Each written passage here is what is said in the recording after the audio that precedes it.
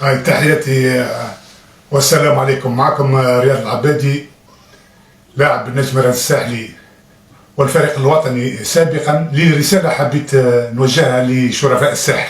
علاش شرفاء الساحل؟ خاطر راني من الساحل، من سوسة، وأتشرف. انتخبوا الباجي قايد سبسي قرابة تجي 250,000 من الساحل. هما معناها زادوا الكفة نتاع الباجي قايد سبسي باش يتمركز وياخذ المرتبة الأولى في الانتخابات الرئاسية، وهذا عار عليكم.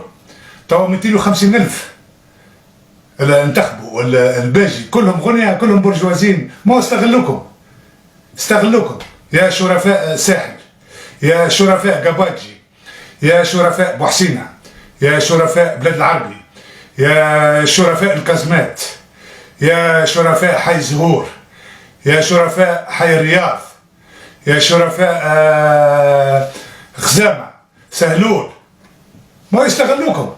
نسيتوا ايش عملوا فينا، ايش عملوا فينا قبل نظام بن علي 23 سنة. كل عام في الصيف يهبط لتونس في مهرجان معناها هوسو، يجيب معاه 10,000 بوليس ويسكروا الحوانس ويسكروا الدنيا كل، ومعناها يدوروا من الحومه لحومه باش يلتقطوا كل عندهم ذوي سوابق العدليه، يحطوهم في الحبس حتى يروح بن علي. نسيتوا هذا القمع، نسيتوا القمع معناها نتاع الجماهير الرياضيه تاع النجم الساحلي كي لعبت النهائي في تونس وخسروه في الماتش، ودخلوا عليكم الامن الفاسد تاع بن علي وضربوكم. تو تنتخبوا في الفاسد بن علي، معناها في الفاسد معناها وريث بن علي، هذا الباجي قايد سبسي اللي عمره 90 سنه باش يحكم تونس. علاش اخويا؟ علاش؟ كانكم ضد المرزوقي، كانكم ضد المرزوقي، ما تخبوش المرزوقي. علاش تعطيكوا اصواتكم للعدو، معناها عدو تونس؟ علاش اخويا تعطيو في اصواتكم؟ ما تعطيوش اصواتكم.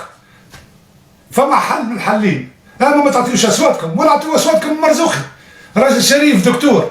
علاش الحقره هذه؟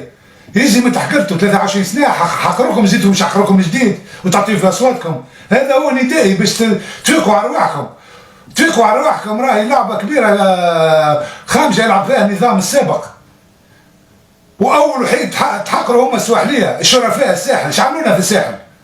4 كعبات، 10 فاميليات، بانين الوتله وبانين معناها وعاملين المعامل، ويعيشوا معناها هما اولادهم معناها احلى عيشه، وانتم مرمدين وما عندكم حتى شيء، وانتم عبيد تحت هذه العائلات، وباقي تحبوا تنتخبوا الباجي قايد سبسي.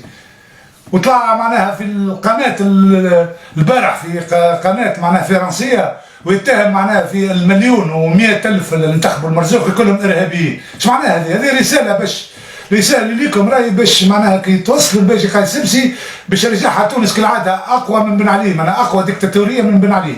وهي مجموعه كامله معناها الباجي قايد سبسي حاطينهم قدام من العصابه وراها تحكم، عصابه القهر التوانسه لقد التوانسه. ولهذا يا شرفاء الساحل ردوا بالكم، ردوا بالكم، كونوا يد في اليد.